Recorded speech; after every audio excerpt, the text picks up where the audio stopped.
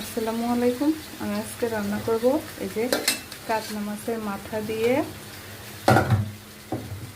মুগ ডাল মানে মুড়ি ঘন্ট। তো এই যে আমি মশলাটা প্রসেস করে নিচ্ছি। এখন হচ্ছে মশলাগুলো আমি ভালো করে কষিয়ে নিচ্ছি। মশলাটাকে আমি ভালো মতো কষিয়ে তো এটার ভিতরে আমি এখন মাছগুলো দিয়ে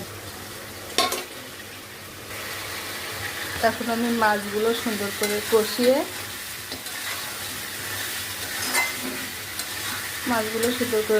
নেব।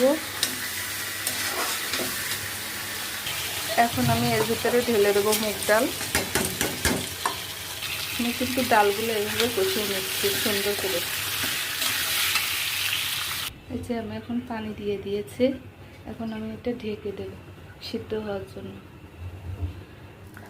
এখন কিন্তু আমাদের চাউলটা আস্তে আস্তে সিদ্ধ হচ্ছে। তো আমি এভাবেই রান্না করি মুগ ডাল দিয়ে।